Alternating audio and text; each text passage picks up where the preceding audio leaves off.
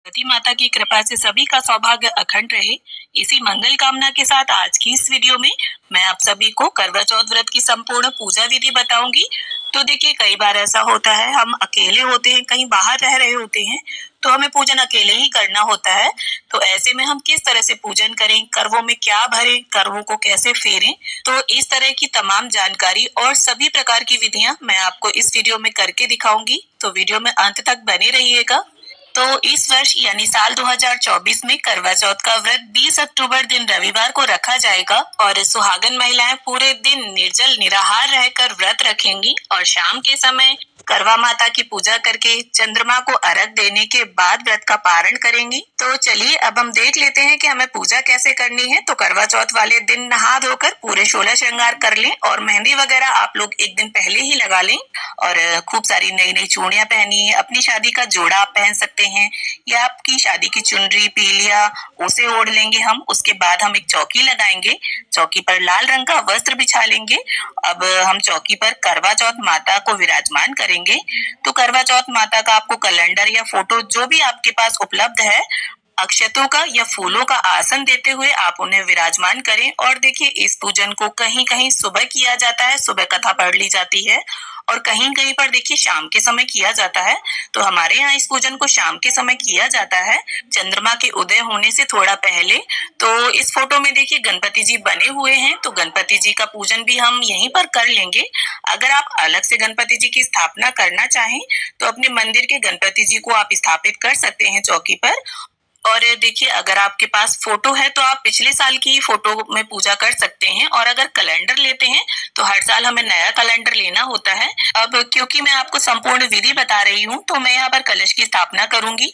बहुत से लोग करवा चौथ के व्रत में कलश की स्थापना करते हैं और बहुत से लोग कलश की स्थापना नहीं करते हैं। तो अगर आपके यहाँ कलश स्थापित किया जाता हो तो आप कलश की स्थापना जरूर कीजिएगा, और नहीं की जाती है तो इस विधि को आप स्किप कर सकते हैं। तो चावल से मैंने यहाँ पर अष्टदल कमल बना लिया है। उसके बाद हम एक तांबे का या पीतल का कलश लेंगे। कलश में एक स्वास्तिक बनाना है हमें और कलश के कंठ पर मोली बांध लेनी है। अब कलश के अंदर सबसे पहले हम गंगा जल डालेंगे। इसके बाद कलश को शुद्ध जल से भर लेंगे।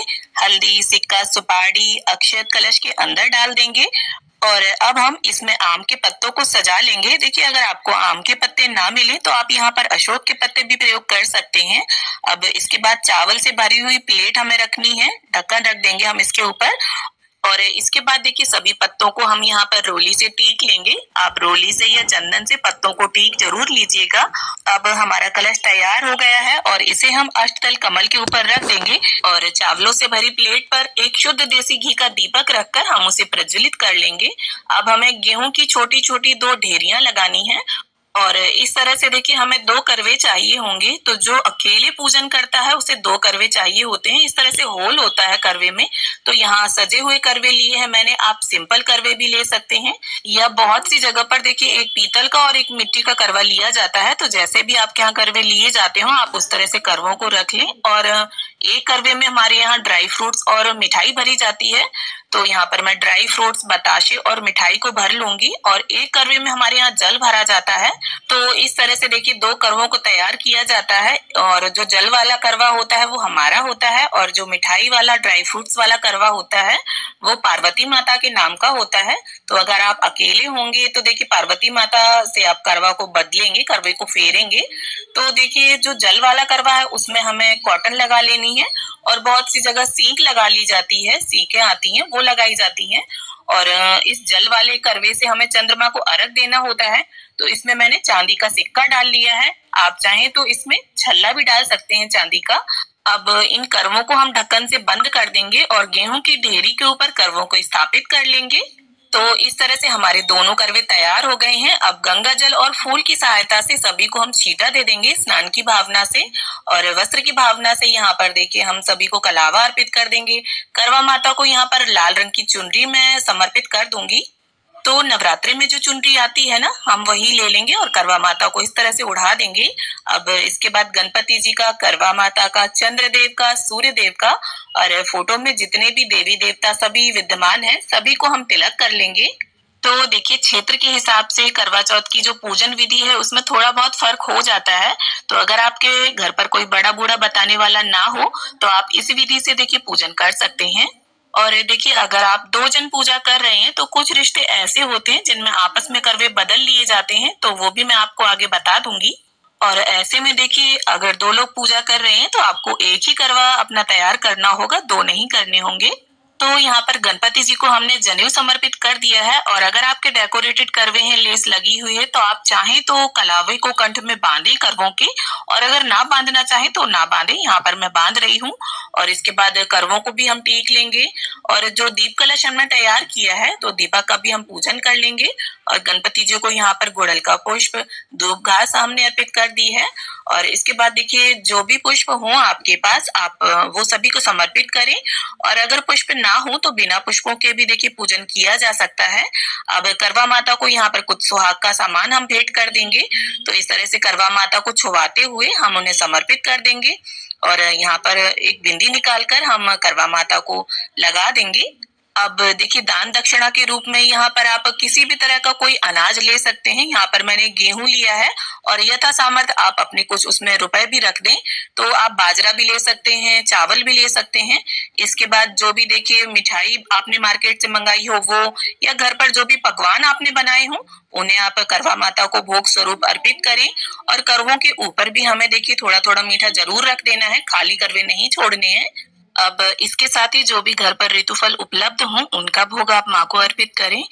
अब साथ ही देखिए सुहाग की जब भी हम कोई पूजा करते हैं तो सासू माँ का बायना जरूर निकालते हैं। तो इसके लिए देखिए आपकी सासू माँ जो भी पहनती हूँ, साड़ी या सूट, वो ले लें आप। और इसके साथ श्रृंगार की सामग्री और अपने यथा सामर्थ्य कुछ दक्षिणा उसमें अवश्य मिला दें। और इस सामान को देखिए यहीं चौकी पर हम रख लेंगे और चंद्रदेव के पूजन के बाद सासू माँ को इसे दे देंगे। अब 1 लोटा जल भरकर हम रख लेंगे और हाथ में गेहूं के दाने लेकर करवा चौथ के व्रत की कथा को पढ़ लेंगे। देखिए बिना व्रत कथा पढ़े या सुने ये व्रत अधूरा माना जाता है, तो कथा आप जरूर पढ़ें या सुने। और देखिए अगर साथ में आपके कोई पूजन कर रहा है तो कोई कथा पढ़ता है, कोई सुनता है, काफी अच्छा लगता है। और अब हमारी कथा संपन्न हो गई है तो हाथ के जो गेहूं के दाने हैं वो करवा माता के समक्ष छोड़ देंगे। थोड़े से इस जल के लोटे में डाल देंगे और थोड़े गेहूं के दाने हमें अपने साड़ी या चुनरी या पीलिया जो भी आपने ओढ़ा है उसके पल्लू के छोर में आप बांध लीजिए। और जब चंद्रदेव को अर्घ देंगे हम, तब ये गेहूं के दाने अपने कलश में डालकर चंद्रदेव को अर्घ देंगे। अब देखिए बहुत सी जगह पर करवा चौथ की व्रत कथा दिन में पढ़ी जाती है और बहुत सी जगह शाम को। तो अगर आपके यहाँ दिन में पढ़ी जाती हो कथा तो इस जल के लोटे को आप सूर्यदेव को अर्घ दे दें। और अगर शाम को पढ़ी जाती हो तो चंद्रदेव को जिस कलश से हम अर्घ देंगे उस जल में इसे मिला लीजिए और सासू माँ के बायने को आप मिनस कर रख दीजिए। और साथ में जिस छलनी से आप चंद्रमा को देखेंगे वो छलनी भी यहीं पर रख लीजिएगा। और एक मिट्टी का या आटे का दीपक ले लीजिएगा, क्योंकि छत पर हम पूजन करने जाएंगे तो दिया हमें वहीं छोड़कर आना होगा। और छलनी नई होना जरूरी नहीं है, अगर पिछले साल की है तो उसे भी आप यूज कर सकते हैं। अब धूप और दीप से हम प्रेम पूर्वक सबसे पहले गणपति जी की, फिर करवा माता की, पार्वती माता की आरती उतार लेंगे। और दीप कलश का दीपक हमें नहीं उठाना है, आप अलग से दीपक जलाइए। और देखिए चौथ की जो तिथि होती है उस पर गणपति जी का पूजन विशेष रूप से किया जाता है, तो आप गणपति जी की आरती सबसे पहले गाइए। और अगर आपको कोई आरती नहीं आती है तो मन में गणपति जी का, पार्वती माता का, करवा माता का ध्यान धरते हुए दीपक को इस तरह से ओम की आकृति में घुमाकर भी आप आरती कर सकते हैं। अब इसके बाद देखिए हमें करवों को फेरना होता है, तो इसमें से जो जल का करवा है वो हमारा है और जो मीठा करवा है वो पार्वती माता के नाम का है। तो इस तरह से हाथों को क्रॉस करते हुए हमें 7 बार करवों को फेरना होता है। और इस बात का विशेष ध्यान रखिए कि करवे आपस में टकराने नहीं चाहिए। और करवों को आपस में फेरते हुए हमें बोलते जाना है, पार्वती माता सुहाग दे, यानी पार्वती माता का सुहाग जैसे अमर है उसी तरह से हमारा सुहाग भी अमर रहे।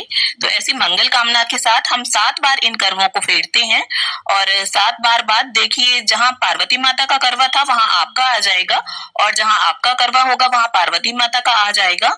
और देखिए अगर आप देवरानी, जिठानी, बहन या सहेली के साथ पूजन कर रहे हैं तो आप करवों को आपस में फेर सकते हैं। और माँ के साथ और सासू माँ के साथ करवों को नहीं फेरा जाता। अब देखिए, अगर आपने सिर्फ एक करवा लिया है तो फिर हम क्या करेंगे, करवे को इस तरह से हाथ में ले लेंगे और करवा माता की तरफ दिखाते हुए 7 बार करवे को फेर लेंगे और साथ में बोलते जाएंगे, पार्वती माता सुहाग दे, पार्वती माता सुहाग दे। और देखिए, हर जगह करवा नहीं फेरा जाता है, किसी किसी के यहाँ फेरते हैं और किसी किसी के यहाँ नहीं फेरते। और देखिए, जब हम चंद्रदेव का पूजन कर लेंगे, अर्घ वगैरह दे लेंगे, तब हमें देखिए सुहाग जरूर लेना है करवा माता से। तो इस तरह से अपने साड़ी के पल्लू में आप अपनी शादी का सिंदूरा रखकर 5 या 7 बार सबसे पहले तो करवा माता को इसे अर्पित करें और जितनी बार भी आप उन्हें सिंदूर लगाएंगी उतनी ही बार आपको इसे उनसे लेना है और अपनी मांग में सजा लेना है।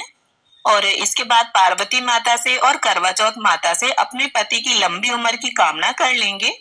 तो इस पूजन के बाद देखिए, हमें चंद्र पूजन करना है, चंद्रमा को अर्घ देना है। इसके बाद पति पूजन करके और सासू माँ को बायना देकर हम व्रत का पारण करेंगे।